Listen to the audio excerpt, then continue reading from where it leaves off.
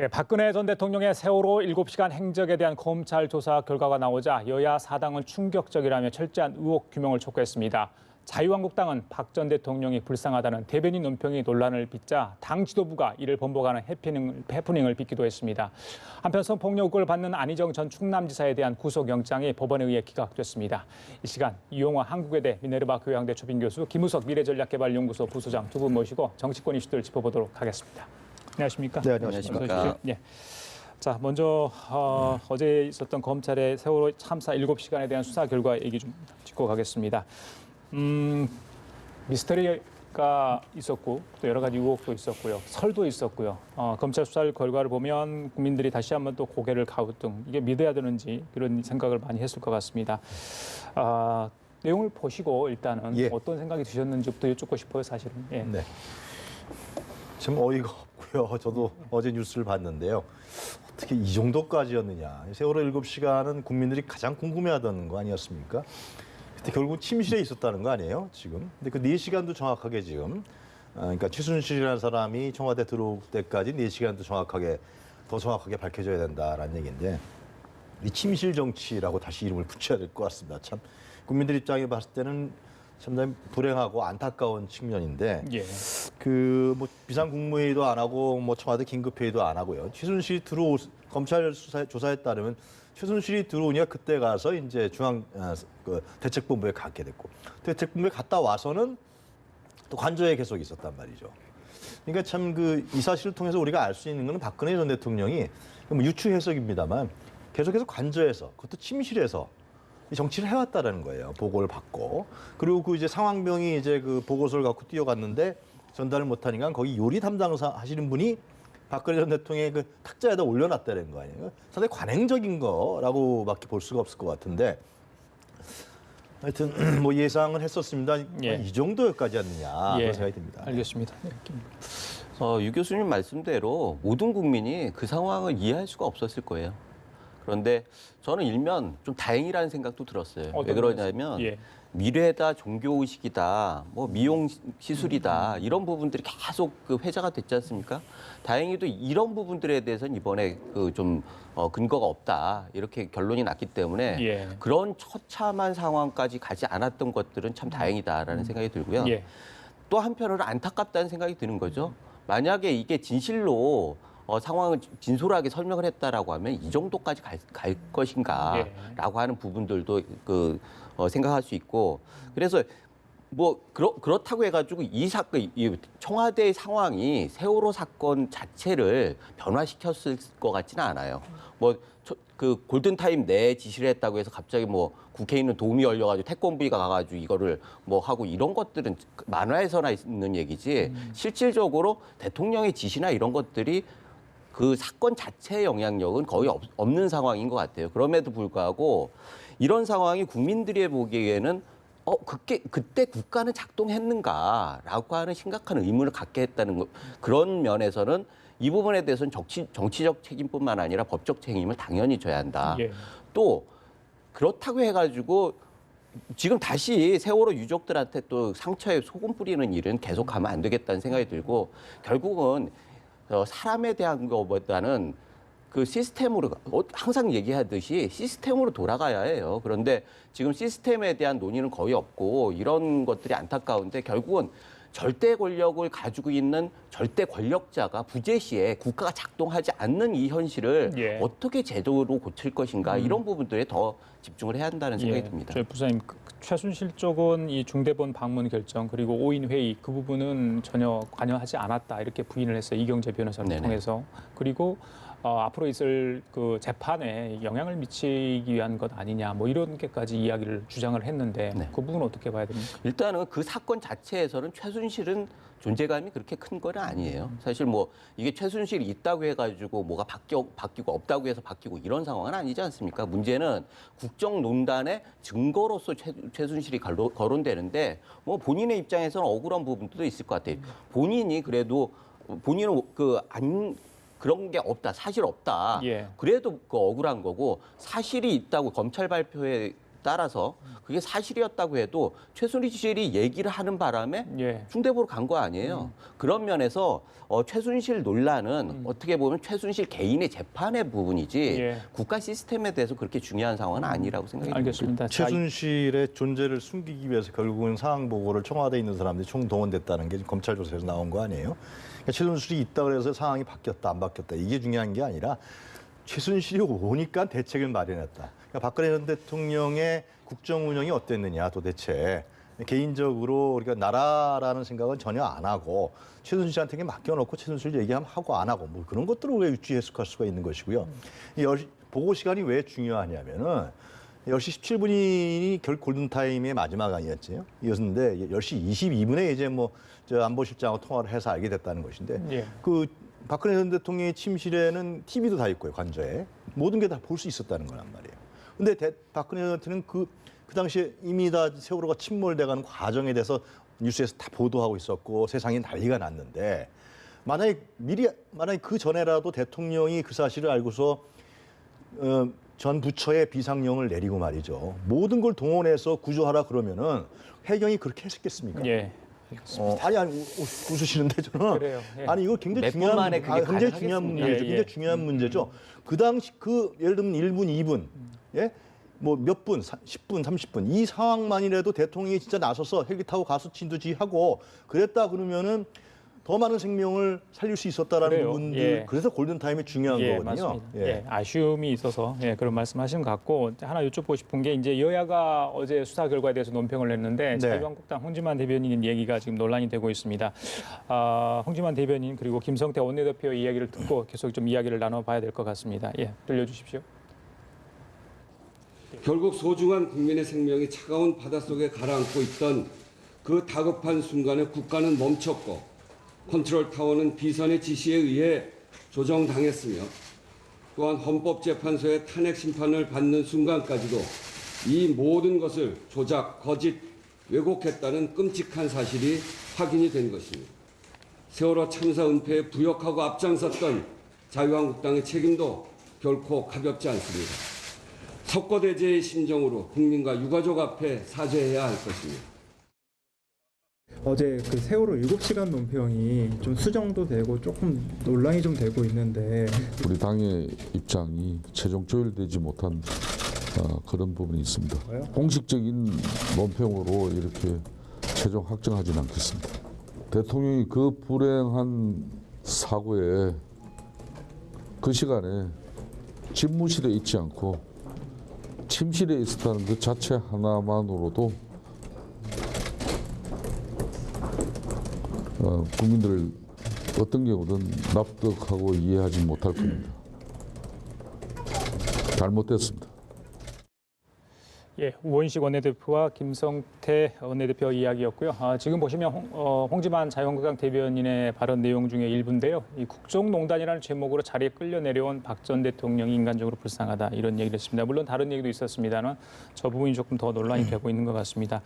글쎄요, 지난번에 이제 네. 장제원 수석 대변인의 그 논란된 발언, 네. 경찰 관련 발언 네. 때문에 좀 홍역을 치르지 않았습니까? 또 이 대변인의 입이 좀 문제가 됐던 것 같은데요. 그 부분을 가지고 이제 김성태 원내대표가 좀 해명을 했던 것 같고요. 어떻게 김성태 보셨습니까? 원내대표가 하여튼 뒤늦게라도 예. 그 부분에서 해명하고 사과한 부분은 상당히 전향적인 입장이라고 생각합니다. 그나마 다행히 그러나 그 홍지만 대변인이 얘기했던 예를 들면 종교 행사나 미용시설이 아니었다. 그러니까 그 당시 촛불을 나갔던 국민들이라든가 시민단체들은 석고대죄해야 된다. 박근혜 대통령이 불쌍하다라고 얘기했단 말이죠. 그래서 저는 김성태 원내대표가 나중에 하여튼 이 말에 대해서는 사과하고 예. 당 지도부가 번복했지만은 이런 식의 그 당 대변인인데 이런 식의 팔상을 아직도 하고 있다라는 거에 대해서 왜 한국당이 지금 국민들로부터 외면받고 있는지 이런 부분들이 적나라하게 드러나는 것 같아요. 그래요. 김수현. 지금 홍지만 의원은 TK 출신 의원 아니겠습니까? 그러면은 만나는 사람이 정체성인 거예요.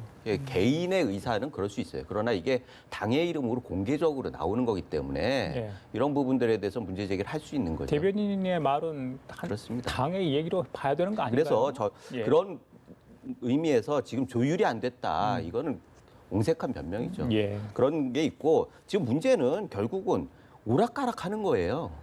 지도부에서 질렀다가 또 그 반응이 안 좋으면은 또 후퇴하고 이런 것들이 계속되는데 예. 이게 결국은 태극기 집회에 있는 집토끼 그리고 밖에 있는 산토끼 이거 양쪽을 그 왔다 갔다 하면서 냉탕온탕을 왔다 갔다 하는 건데 이런 것들이 사실은 당에서 원칙과 방향이 정확하지 않다라는 뜻이죠. 그래서 당에서 원칙과 방향 그리고 비전 이런 것들이 명확하고 그것이 당원들 구성원들에게 다 공유됐을 때 그게 예. 공당인 건데 그런 면에서 참 안타깝습니다. 알겠습니다. 박근혜 정부에서 있었던 얘기 하나 더 하겠습니다. 어제 이제 역사교과서 국정화 관련해서 진상조사위원회 결과가 나왔습니다. 청와대가 독단적으로 기획해서 여당인 그때 당시 여당이었죠. 새누리당과 교육부, 관변단체 등을 동원해서 국정화 교과서에 대해서 여러 가지 편집, 배치 등 여러 가지를 지시했고 기획했다 이런 내용 아니겠습니까?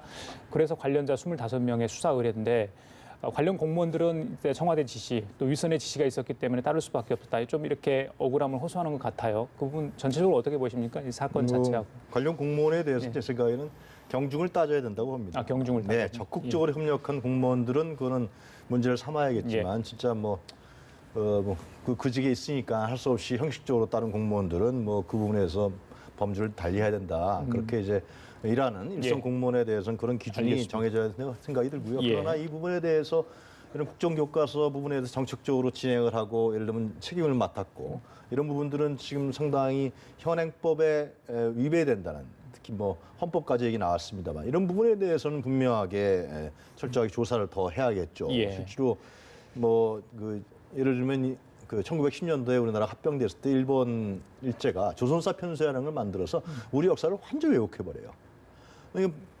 박근혜 전 대통령도 좌파 논리라고 했지만 실제로 이번 사건에서 드러난 건 뭐냐면 국정교과서라는 것을 완전히 왜곡해서 만들어서 자신의 부친인 박정희 전 대통령의 공을 높이고 그러면서 그걸 통해서 사상교육을 시키고 학문의 자유를 억압하고 세상을 어떤 사상적인 부분에 있어서 탄압하려고 했던 이러한 국민의 민주주의적 권리와 자유를 훼손시키려고 했던 사건이라는 것이 다시 한번 짚어지는 거거든요. 그래서 그 당시 모든 역사학자들이 다 반대합니다. 실제로 제가 기억하라고는. 그래서 하여튼 이 부분에 대해서 하여튼 늦게나마 이런 부분이 밝혀진 건 다행인데요. 예. 그러나 이제 공무원 말씀하셨지만 이런 부분에 대해서는 경중을 따져서 적절하게 대처해 나가는 것이죠. 교육부가 그렇게 했으면 좋겠습니다. 예, 사실과 진실을 왜곡하는 작업, 이거 학생들이 이걸 배워야 하는 과정에 있었다는 것 자체가 좀 충격적이기도 한데요. 어떻게 보십니까? 사실은 이게 시장의 실패냐, 국가의 실패냐 이런 부분들이에요. 지금은 국가의 실패, 국정교과서는 사실 학계에서는 인정할 수 없는 거죠. 그럼에도 불구하고 그런 아이디어가 나왔다는 건 시장이 너무 좌편향으로 가고 있다는 거 그런 문제의식에서 시작했어요. 그런 걸 보면은 이게 어디에서 이거 하는 것은 정책적인 선택의 문제입니다. 그래서 이 부분에 대해서는 정책 결정에 대해서는 법적 책임을 묻기는 굉장히 곤란한 부분들이 있어요. 그런데 그 부분에 대해서는 국민들이 심판이 있었기 때문에 결국 탄핵까지 간 거 아니겠습니까? 예. 그런 면에서는 거기까지는 오케이. 그런데 과정에서의 불법이라고 하면은 그 부분에 대해서는 문제를 삼을 수가 있죠. 그런데 문제는 이 부분에 대해서 과정을 아주 엄밀하게 따져가지고 법적인 책임을 물어야 하는데 절차적인 문제에 있어서 그런 부분들에 대해서 좀 문제가 좀 있다라고 하는 생각이 들고 결국 지금 조사위원회 같은 경우에도 위원장이 발표하자마자 출마 선언을 한 거 아니겠습니까? 예. 그런데 조사위원회 얘기를 누가 진실성 있게 믿겠습니까? 그런 면에 있어서도 정말 부적절한 행동이었다라는 생각이 들어서 이런 행동 때문에 이 전체의 그림이 오해받지 않도록 예. 정말 조심해야 했다는 생각이 들고 아까 말씀하셨던 실무자 부분은 이렇게 되면은 결국은 복지부동을 조장하는 결과가 될 수밖에 없어요. 그런데 교육 공무원 같은 경우에는 국가 공무원이고 정책 결정자가 하면은 거기에 대해서 일정 정도 서포트해야 할 의무가 있는 거예요. 그런데 그 부분에 대해서 이렇게 법적인 아주 꼼꼼한 책임을 묻는다고 하면은 예. 결국 복지부동이 가져와야 되고 똑똑한 공무원들이 소신껏 일하지 못하는 그러면 결국 현 정권에도 부메랑으로 돌아오기 때문에 국가가 더욱더 어려워지기 때문에 이런 부분들에 대해서 신중할 필요가 있다 생각합니다. 알겠습니다. 김상곤 교육부총리는 이 국정화 관련자 수사 의뢰 요청 신중하게 좀 검토를 하겠다 이렇게 오늘 밝혔습니다. 다른 내용 좀 얘기를 나눠볼까요? 안희정 전 충남지사 어제 영장 실질심사가 있는데요. 법원이 기각을 했습니다.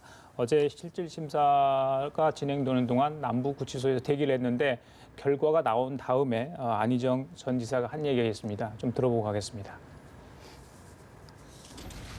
영장 기각됐는데 신경이 어떻습니까?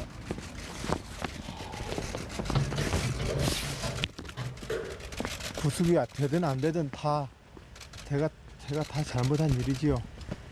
향후 재판 예. 준비 계획이 있으시다면 아닙니다. 지금 다른 말씀 못 드리겠습니다. 그 피해자가 고소인들이랑 국민들에게 한마디 좀 해주신다면. 말씀드렸던 것 지금 다 제 불찰이고 제 잘못입니다. 부끄럽습니다. 국민 여러분 죄송합니다. 용서해 주십시오. 예, 법원의 판단은 일단 증거인멸 도망 염려가 없다 이런 내용이었고요. 지금 구속하는 단계에서는 피의자 방어권을 지나치게 제한할 수 있다 이런 이유로 영장을 기각했습니다. 검찰은 재청구를 검토하고 있다고 합니다. 지금 이제 첫 번째 폭로 여성에 대한 그런 부분에 대해서 영장 실질 심사를 한 거 아니겠습니까? 네.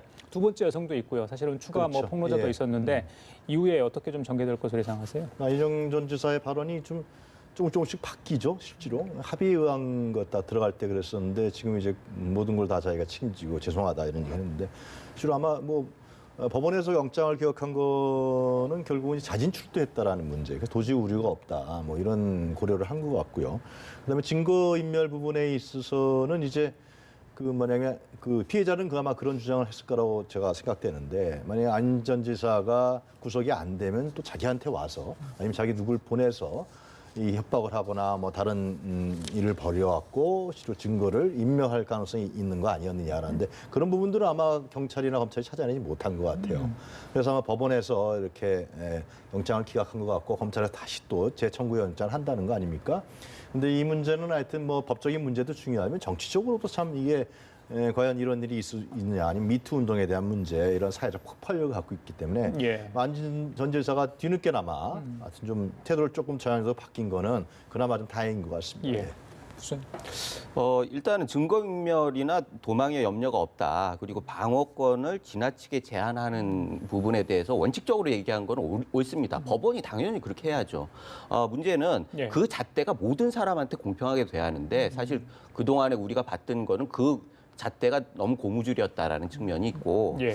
또 하나는 지금 다 제 불찰입니다. 말씀하셨듯이 이게 바뀐 측면도 있지만 사실 최순실의 죽을 죄를 졌습니다. 이게 연상되는 부분이 있는데 결국은 혐의 자체는 부인하고 있잖아요. 그래서 그 부분에 대해서도 다시 생각을 해볼 필요가 있고 결국은 위력에 의한 이게 입증이 되느냐가 핵심인 것 같아요. 그런 면에서 검찰에서 법 적용을 좀 무리하게 하지 않았느냐라고 하는 그 부분이 있고 법원 또 한편에서는 법원이 당시 상황을 너무 몰이해한 거 아니냐라고 하는 두 가지 측면이 다 있는 것 같아요. 그래서 결국은 외국에서 혼자 수행비서 위치에서 도움을 청할 때도 없는데 과연 위력을 느끼지 못했다고 하는 게 상식적이냐, 예. 그게 법적으로 가능한 일이냐라고 하는 부분들에 대해서 이견이 있는 것 같고요. 그런 면에서 이 선택이 과연 옳았느냐 이건 계속 남아 있을 것 같습니다. 알겠습니다. 자, 마지막으로 오늘 공직자 재산 공개가 있었는데 국회의원 10명 중 8명이 지난해 좀 경기가 어려웠는데 불구하고 재산이 좀 많이 늘었다고 합니다. 자, 국회의원들 특별한 재테크 기술이 있는지 모르겠습니다만, 물론 부모에게서 물려받은 재산도 있을 거고요. 다른 이유도 있을 겁니다만, 전체적으로 글쎄요, 우리 이제 셀러리맨이랄지 서민들이 보기에 그분들이 모으는 그 돈에 대해서 어떻게 시각으로 봐야 될지 좀 궁금한데. 불법으로 재산을 증식하지는 않았겠죠. 재산 공개까지 했으니까. 그렇기 때문에 우리 사회는 자유민주주의 사회고 자본주의 사회니까 그 점에 대해서는 뭐라고 얘기를 할 거리는 아닙니다만 그러나 국민 정서 지금 상당히 경기가 어렵고 말이죠. 실업자가 늘어나고 비정규직 정규직 문제는 해결이 안 되고 일자리는 청년들이 못 찾고 있는 상황에서 국회의원들은 재산이 더 늘어났다. 예. 이런 부분에 대해서 국민들이 바라보는 정치인에 대한 신뢰 문제. 예. 이런 부분들은 또 상당히 약화될 수밖에 없을 것 같아요. 예, 예. 그러니까 그러다 그 반면에 그럼 국회의원들이 재산이 늘어날 수도 있고 줄어들 수 있지만은 그럼 과연 이제 국민의 대표성을 갖고서 공공성을 갖고서 지금 일을 하고 있느냐라는 문제. 진짜 국민을 위해서 눈물을 흘리고 이거 여야 다 공이 다 마찬가지겠죠. 그런 일들을 하고 진짜 밤낮 없이 일을 하고 있느냐라는 문제에 대해서 아마 국민들이 다시금 생각해보지 않겠냐 생각이 듭니다. 그래요. 네. 올바른 땀의 대가. 그러니까 국민들이 바라는 거. 작년에 또 국회 공전들 많이 되고 그러지 않습니까? 그런데 그만큼의 수입을 시급을 적용해야 하는 건가요? 그 이야기 나왔죠. 국민청원 얘기 됐는데 어떻게 보세요? 사실 위기 때는 어떤 사람들한테 기회가 되죠. 우리가 IMF 때도 느꼈고 금융위기 때도 느꼈고 그 어려운 상황에서도 부자들은 너무나 크게 부자가 된 그런 상황들을 보면서 상대적인 박탈감을 느끼기는 하는데 국회의원들은 그런 정도까지는 그 잣대를 대기에는 좀 무리가 있고요. 지금 보면은 결국은 국회의원들이 경제적으로 큰 어려움이 없는데 그럼에도 불구하고 일을 안 한다라는 거죠. 예. 그래서 그런 부분들에 대해서는 반성할 부분이 있는 것 같습니다. 예, 이제 서민들의 생계 어려움 또 지금 부동산 문제 때문에 그렇죠 다주택자 얘기 많이 나오는데 그 부분도 신경을 썼으면 좋겠다 이런 생각을 해보고요. 자 지금까지 유용한 한국외대 미네르바 교양대 초빙 교수 김우석 미래전략개발연구소 부소장과 함께 얘기 나눠봤습니다. 말씀 감사합니다.